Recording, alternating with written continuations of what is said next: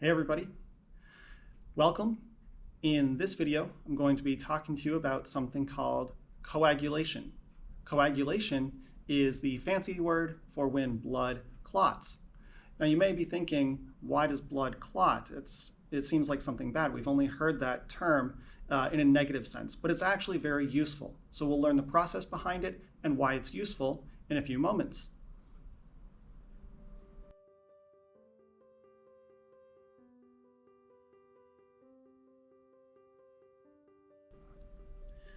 So coagulation is the technical term for when blood clots. And the reason that blood needs to clot is to repair a break in a blood vessel. All of your blood is contained within vessels, whether they're arteries, veins, or capillaries. It needs to stay in those places and not bleed out, whether it's out of the body from a cut or internal bleeding. Bruises are actually a form of internal bleeding. When there is trauma, blunt force trauma, it crushes and breaks blood vessels like capillaries, and the blood is leaking out. That's what a bruise is. What happens ultimately in a blood clot is that there is a protein called fibrinogen, and they're like round, fluffy proteins, but they get converted into strings or a net that would then trap red blood cells and act like a plug.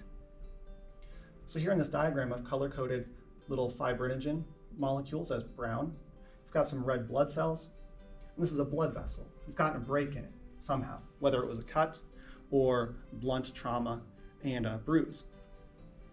Blood would have been leaking out, but what happened is that through a process, these turned into these strings, and then red blood cells, as they passed, got stuck in there.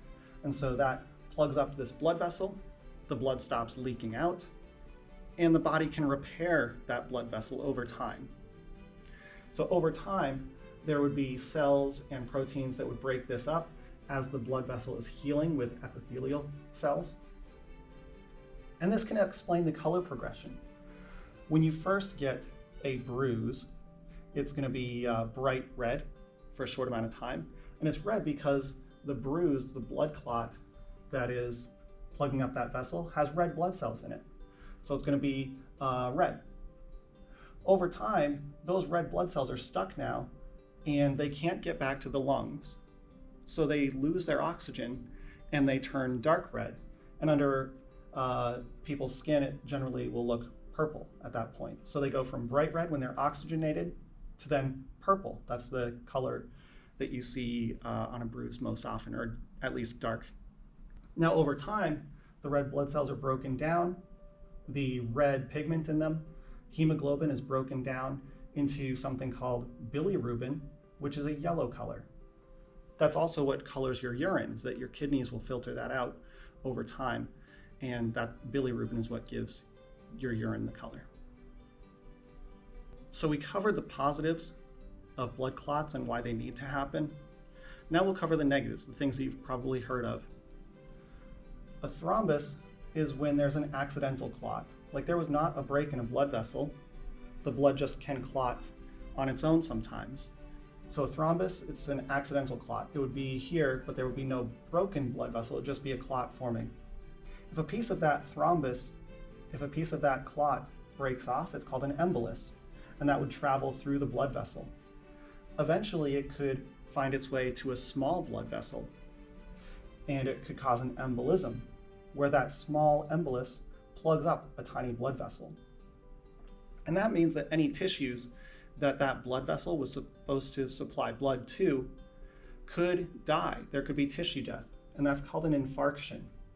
There's tissue death because of an embolism, because blood can't get to that area anymore. So you may have heard of a myocardial infarction. That's when the myocardium, or heart muscle, is not getting a good blood supply because some of those tiny blood vessels on the outside have been plugged up with an embolus. There's an embolism. And those heart cells can die. That's a heart attack. This can also happen in the brain or the lungs and can cause tissue death there.